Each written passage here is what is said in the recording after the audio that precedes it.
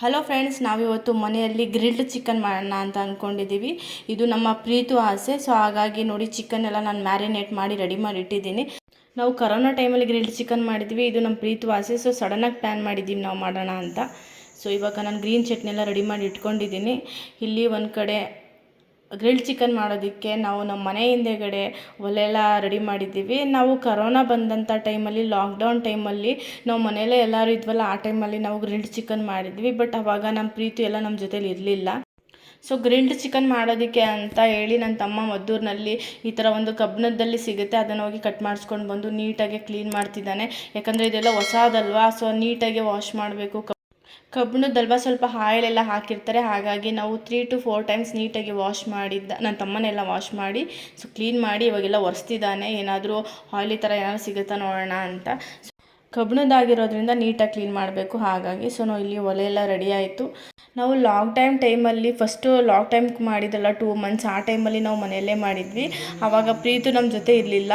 ಆದರೆ ಅವ್ನು ಬಂದಾಗೆಲ್ಲ, ನಾವು ಮನೇಲಿ ಎಲ್ಲರೂ ಫ್ಯಾಮಿಲಿ ಸೇರಿದಾಗೆಲ್ಲ ಗ್ರಿಲ್ಡ್ ಚಿಕನ್ ಮಾಡೋಣ, ಈ ಥರ ಚೆನ್ನಾಗಿರುತ್ತೆ ಅಂತ ತುಂಬಾ ಇಷ್ಟಪಡ್ತಿದ್ದ. ಬಟ್ ಆಗ್ತಾನೇ ಇರಲಿಲ್ಲ. ನಾವು ಬೆಳಿಗ್ಗೆನೇ ನಾವು ಗಗನಚುಕ್ಕಿ ಭರಚುಕ್ಕಿ ಹೋಗೋಣ ಅಂತ ಪ್ಲ್ಯಾನ್ ಮಾಡಿ ಹೊರಟಿದ್ವಿ. ಹೊರಟ ಮೇಲೆ ಮಾಡೋಣ ಅಂತ ಹೇಳ್ದ. ಸೊ ಸಡನ್ನಾಗಿ ಪ್ಲ್ಯಾನ್ ಮಾಡಿದ್ದು. ಹಾಗಾಗಿ ಬೆಳಿಗ್ಗೆ ಸಡನ್ನಾಗಿ ಮ್ಯಾರಿನೇಟ್ ಮಾಡಿ ಇಟ್ಕೊಂಡೆ. ಇಲ್ಲಾಂದರೆ ನಾನು ಮ್ಯಾರಿನೇಟ್ ಮಾಡೋದಕ್ಕೆ ಏನೇನು ಮಸಾಲೆ ಎಲ್ಲ ಹಾಕ್ತಿದ್ದೀನಿ ಅಂತ ನಾನು ಅದನ್ನು ವೀಡಿಯೋ ಮಾಡಿ ತೋರಿಸ್ತಾ ಇದ್ದೆ. ಬಟ್ ಆಲ್ರೆಡಿ ತುಂಬ ಟೈಮ್ ಆಗಿಬಿಟ್ಟಿತ್ತು, ಹೊರಡೋ ಟೈಮಲ್ಲಿ ಪ್ಲ್ಯಾನ್ ಮಾಡಿದ್ದಲ್ವ. ಹಾಗಾಗಿ ಸೊ ನಾನು ಬೇಗ ಮ್ಯಾರಿನೇಟ್ ಮಾಡಿ ಇಟ್ಕೊಬಿಟ್ಟೆ. ಅದನ್ನು ಯಾವುದೂ ವೀಡಿಯೋ ಮಾಡೋಕ್ಕಾಗಲಿಲ್ಲ. ಅಲ್ಲಿಂದ ಬಂದು ಇವಾಗ ನಮಗೆ ಟೈಮ್ 8 ಗಂಟೆ ಆಗಿದೆ. ಪರವಾಗಿಲ್ಲ, ಏನಾಗಲ್ಲ ಅಂದ್ಕೊಂಡು ನಾವು ರೆಡಿ ಮಾಡ್ತಿದ್ದೀವಿ. ನೋಡಿ, ಒಳ್ಳೆಲ್ಲ ರೆಡಿ ಮಾಡ್ತಿದ್ದಾನೆ, ನನ್ನ ತಮ್ಮ ಇಬ್ಬರು ಸೇರ್ಕೊಂಡು ಮಾಡ್ತಿದ್ದಾರೆ. ನನಗಂತೂ ಈ ಥರ ಎಲ್ಲ ತುಂಬ ಖುಷಿಯಾಗುತ್ತೆ. ಯಾಕಂದರೆ ನಮ್ಮ ಮನೆ ಹಿಂದೆ ತುಂಬ ಜಾಗ ಇದೆ, ನೀಟಾಗಿ ಯೂಟಿಲೈಸ್ ಮಾಡ್ಕೋಬೋದು. ಈ ಥರ ಏನು ಬೇಕಾದ್ರೂ ಮಾಡ್ಬೋದು. ಆ್ಯಂಡ್ ಫ್ಯಾಮಿಲಿಯೆಲ್ಲ ಒಟ್ಟಿಗೆ ಸೇರ್ತೀವಿ. ಈ ಥರ ಎಲ್ಲ ಮಾಡಿದಾಗ ಎಲ್ಲರೂ ಹೆಲ್ಪ್ ಮಾಡ್ತಿರ್ತಾರೆ. ಒಟ್ಟಿಗೆ ಕೂತ್ಕೊಂಡು ಅಡುಗೆ ಮಾಡೋದು, ಒಟ್ಟಿಗೆ ಕೂತ್ಕೊಂಡು ಊಟ ಮಾಡೋದು ಅಂದರೆ ನನಗಂತೂ ನಿಜವಾಗ್ಲೂ ತುಂಬಾ ಇಷ್ಟ ಆಗುತ್ತೆ. ಸೊ ನಾವಂತೂ ತುಂಬ ಖುಷಿಯಿಂದ ಎಲ್ಲ ರೆಡಿ ಮಾಡ್ತಿದ್ದೀವಿ. ಸೊ ನೋಡಿ, ಒಲೆ ಎಲ್ಲ ಅವರೇ ರೆಡಿ ಮಾಡ್ತಿದ್ದಾರೆ. ಫಸ್ಟು ನಾವು ಒಲೆ ಎಲ್ಲ ರೆಡಿ ಮಾಡಿಕೊಂಡು ಈ ಕಬ್ಬಿಣದ ಇಟ್ಟಿದ್ದೀವಲ್ಲ ಗ್ರಿಲ್ಡ್ ಚಿಕನ್ ಮಾಡೋದಕ್ಕೆ ಅಂತ, ಅದನ್ನೆಲ್ಲ ನೀಟಾಗಿ ಕಾಯಿಸ್ಕೊಬೇಕು. ಆದರೆ ಇವ್ರು ಏನು ಮಾಡ್ತಾರೆ ನೋಡಿ, ಫಸ್ಟು ಈ ಥರ ಜಾಸ್ತಿ ಉರಿ ಎಲ್ಲ ಹಾಕ್ಕೊಬಿಡ್ತಾರೆ. ಅದು ಕಾಯಬೇಕು ಅಂತ. ಆ್ಯಕ್ಚುಲಿ ಈಗ ಮಾಡಬಾರ್ದು, ನಾನು ಹೇಳ್ತಿದ್ದೀನಿ ಈಗ ಮಾಡಬೇಡಿ, ಉರಿ ಜಾಸ್ತಿ ಆಗ್ತಿದೆ ಅಂತ. ಅವ್ರು ಕೇಳ್ತಾನೆ ಇಲ್ಲ, ಅದು ಕಾಯಬೇಕು ಅಂತ ಸೌದೆ ಮೇಲೆ ಸೌದೆ ಹಾಕ್ತಾನೆ ಇದ್ದಾರೆ. ನೋಡಿ ಎಷ್ಟೊಂದು ಜೋರಾಗಿ ಉರಿ ಬರ್ತಾ ಇದೆ ಅಂತ.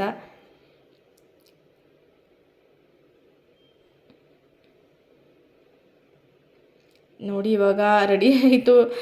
ನನ್ನ ತಮ್ಮ ಇದೆಲ್ಲ ತುಂಬ ಚೆನ್ನಾಗಿ ಹೆಲ್ಪ್ ಮಾಡ್ತಾರೆ. ಸೊ ಕರೆಕ್ಟಾಗಿ ಉಪ್ಪು ಖಾರ ಎಲ್ಲ ಕರೆಕ್ಟಾಗಿದೆಯಾ ಅಂತೆಲ್ಲ ಕೇಳ್ತಾ ಇದ್ದ. ಫಸ್ಟ್ ಲೆಗ್ ಪೀಸ್ ತೊಗೊಂಡು ಬೇಯಿಸ್ತೀನಿ ಅಂತ. ಆ್ಯಕ್ಚುಲಿ ಲೆಗ್ ಪೀಸ್ 4-5 ತೊಗೊಬಂದಿದ್ದೆ. ಎಲ್ಲ ನನಗೆ ಅಂತ ನಾವು ಫಸ್ಟೇ ಫಿಕ್ಸ್ ಆಗಿಬಿಟ್ಟಿದ್ವಿ ಲೆಗ್ ಪೀಸ್ಗೆ. ಸೊ ನೋಡಿ, ಈ ಥರ ಉರಿ ಕಡಿಮೆ ಇಟ್ಕೊಂಡು ಮಾಡಬೇಕು. ಗ್ರಿಲ್ಡ್ ಚಿಕನ್ ಮಾಡಬೇಕಂದ್ರೆ ತಂತಿ ಎಲ್ಲ ಫಸ್ಟ್ ಕಾಯಿಸ್ಕೋಬೇಕು, ಅದು ಕಬ್ಬಿಣದ್ದು. ಅದನ್ನೆಲ್ಲ ಕಾಯಿಸ್ಕೊಂಡು ಉರಿ ಸಣ್ಣ ಇಟ್ಕೊಂಡು ಮಾಡಿದ್ರೆ ನೀಟಾಗೆ ಚೆನ್ನಾಗಿ ಬೇಯುತ್ತೆ. ಆ್ಯಂಡ್ ಸೀಯೋದು ಇಲ್ಲಾಂದರೆ ಫುಲ್ಲು ಸೀದೋಗ್ಬಿಡುತ್ತೆ. ಇವ್ರೇನು ಮಾಡ್ತಾರೆ ನೋಡೋಣ ಬನ್ನಿ. ಇವಾಗೇನೋ ಕರೆಕ್ಟಾಗಿ ಆಗ್ತಿದ್ದಾರೆ, ಉರಿನೂ ಅಷ್ಟೇ ಕರೆಕ್ಟಾಗಿದೆ.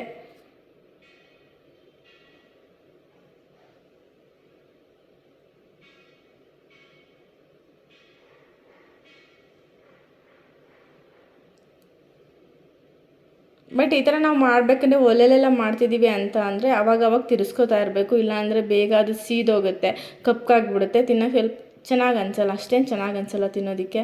ಪ್ರೀತು ಅಂತೂ ಫುಲ್ ಸೌದೆ ಹಾಕೋದ್ರಲ್ಲಿ ಎಕ್ಸ್ಪರ್ಟು. ಅವ್ನು ಸೌದೆ ಹಿಡ್ಕೊಂಡು ರೆಡಿಯಾಗಿ ನಿಂತ್ಕೊಂಡಿದ್ದ, ಜಾಸ್ತಿ ಹಾಕಬೇಕು ಅಂತ. ನನ್ನ ತಮ್ಮ ನೀಟಾಗಿ ಬೇಯಿಸ್ತಿದ್ದಾನೆ. ನೋಡಿ, ಹೇಳಿದ್ರು ಕೇಳಲಿಲ್ಲ, ಸ್ವಲ್ಪ ಉರಿಯೆಲ್ಲ ಜಾಸ್ತಿ ಮಾಡಿಕೊಂಡ್ರು. ಇಷ್ಟು ಉರಿ ಇದ್ದರೆ ಮುಂದೆಗಡೆ ಕುತ್ಕೊಂಡು ಕೂಡ ಬೇಯಿಸೋದು ಕಷ್ಟ ಆಗುತ್ತೆ. ಅದೆಲ್ಲ ಶಾಖ ಎಲ್ಲ ನಮ್ಮ ಮುಖಕ್ಕೆ ಬರ್ತಾನೆ ಇರುತ್ತೆ, ಕೈಯೆಲ್ಲ ಸುಡ್ತಾ ಇರುತ್ತೆ. ಇದೆಲ್ಲ ಇಷ್ಟೊಂದು ಉರಿ ಹಾಕ್ಕೊಂಡು ಮಾಡೋದು ಸ್ವಲ್ಪ ಕಷ್ಟನೇ. ಸೊ ನಾವು ಯಾವಾಗಲೂ ಈ ಥರ ತಿರ್ಗಿಸ್ಕೊತಾ ಇರಬೇಕು, ಇಲ್ಲಾಂದರೆ ನಿಜವಾಗ್ಲೂ ಬೇಗನೆ ಕಪ್ಪಾಗ್ಬಿಡುತ್ತೆ, ಒಳಗೂ ಕೂಡ ನೀಟಾಗಿ ಬೆಂದಿರಲ್ಲ. ನಮ್ಮ ಮನೇಲಿ ಈ ಥರ ಏನು ಮಾಡಿದ್ರು ಎಲ್ಲರೂ ನೀಟಾಗಿ ಸಪೋರ್ಟ್ ಮಾಡ್ತಾರೆ. ಅದಂತೂ ನಿಜವಾಗ್ಲೂ ಖುಷಿ ಆಗುತ್ತೆ. ಏನು ಬೇಕಾದ್ರೂ ಮಾಡ್ಬೋದು. ಈ ಥರ ನಾವೇನೇ ಈ ಥರ ಮಾಡ್ತೀವಿ, ಈ ಥರ ಪ್ಲ್ಯಾನ್ಸ್ ಇದೆ ಅಂತ ಹೇಳಿದಾಗೆಲ್ಲ ಅವರು ಕೂಡ ನಮಗೆ ಸಪೋರ್ಟ್ ಮಾಡ್ತಾರೆ ನಮ್ಮ ಮನೇಲಿ. ಒಂದು ರೌಂಡ್ ಬೇಯಿಸಿ ಆಗಿದ ತಕ್ಷಣ ನನ್ನ ತಮ್ಮ ಇಬ್ಬರು ಕುತ್ಕೊಂಡ್ಬಿಟ್ಟಿದ್ದಾರೆ ಬ್ಯಾಟಿಂಗಿಗೆ. ಸೊ ಸೆಕೆಂಡ್ ರೌಂಡ್ಗೆ ನಾನು ಬಂದಿದ್ದೀನಿ ಬೇಯಿಸೋಣ ಅಂತ. ಏನು ಕೆಳಗೆ ಬಿದ್ದಾಯ್ತು ಎಲ್ಲ ಏ ಸಣ್ಣ ಕಟ್ ಮಾಡಬೇಡ.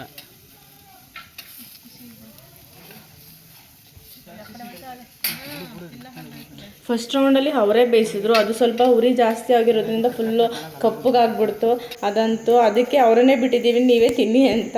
ಸೊ ನೋಡಿ ಎಷ್ಟು ಕಪ್ಪು ಮಾಡಿಬಿಟ್ಟಿದ್ದಾರೆ ಅವರು ಕುತ್ಕೊಂಡು ಸೀದ್ಬಿಟ್ಟಿದ್ದಾರೆ. ಸೊ ಸೆಕೆಂಡ್ ರೌಂಡ್ ನಾನು ಹೋಗಿದ್ದೀನಿ. ಈ ಥರ ಇಷ್ಟೊಂದು ಉರಿ ಹಾಕಿ ಬೇಯಿಸಬಾರ್ದು ಅಂಥೇಳಿ ನಾನು ಬೇಯಿಸೋಕ್ಕೆ ಅಂತ ಬಂದಿದ್ದೀನಿ. ಸೊ ನೋಡಿ ಟೇಸ್ಟ್ ಮಾತ್ರ ನಿಜವಾಗ್ಲೂ ತುಂಬಾ ಚೆನ್ನಾಗಿತ್ತು. ಸೊ ನಾನು ಮಾಡಿದ್ದು ನಿಜವಾಗ್ಲೂ ತುಂಬಾ ಚೆನ್ನಾಗಿ ಬಂದಿತ್ತು. ಆ್ಯಂಡ್ ಆ ಟೇಸ್ಟ್ ಅಂತೂ ಎಲ್ಲರಿಗೂ ಇಷ್ಟ ಆಯಿತು. ನಾನು ಟೇಸ್ಟ್ ಮಾಡಿ ನೋಡಿದ ಮೇಲೆ ಅಂದ್ಕೊಂಡೆ ಯಾವಾಗಲೂ ಅಷ್ಟೇ ಅರ್ಜೆಂಟಲ್ಲಿ ನಾವೇನಾದರೂ ಮಾಡೋಕ್ಕೆ ಹೋದಾಗ ಟೇಸ್ಟ್ ತುಂಬಾ ಚೆನ್ನಾಗಿ ಬಂದಿರುತ್ತೆ. ಬಟ್ ಬ್ಲ್ಯಾಂಡಾಗಿ ಮಾಡೋಕ್ಕೆ ಹೋದಾಗ ಸ್ವಲ್ಪ ಟೇಸ್ಟ್ ಹಾಳಾಗಿಬಿಟ್ಟಿರುತ್ತೆ. ನಿಜವಾಗ್ಲೂ ನಾನು ತಿಂದ ಮೇಲೆ ಅಂದ್ಕೊಂಡೆ ಮಸಾಲನೆಲ್ಲ ನಾನು ವ್ಲಾಗಲ್ಲಿ ಶೇರ್ ಮಾಡಬೇಕಿತ್ತು, ಏನೇನು ಮಸಾಲ ಹಾಕ್ತಿದ್ದೀನಿ ಅಂತ ಫೀಲ್ ಮಾಡಿಕೊಂಡೆ. ಯಾಕಂದರೆ ಟೇಸ್ಟ್ ಅಷ್ಟು ಚೆನ್ನಾಗಿ ಬಂದಿತ್ತು. ಈ ಥರ ಎಲ್ಲ ಮಾಡಿದ್ರೆ ಫ್ಯಾಮಿಲಿ ಒಟ್ಟಿಗೆ ಕೂತ್ಕೊಂಡು ಊಟ ಮಾಡೋದು, ಒಟ್ಟಿಗೆ ಬೇಯಿಸೋದು, ಇನ್ವಾಲ್ವ್ ಆಗ್ತೀವಿ. ಅದಂತೂ ನಂಗೆ ನಿಜವಾಗ್ಲೂ ತುಂಬ ಖುಷಿ ಆಗುತ್ತೆ. ಯಾರಾದರೂ ಫ್ರೀ ಆಗಿದ್ದರೆ ಮನೆಯಿಂದ ಈ ಥರ ಎಲ್ಲ ಜಾಗ ಇದ್ದರೆ ಖಂಡಿತ ಈ ಥರ ಮಾಡ್ಕೊಳ್ಳಿ.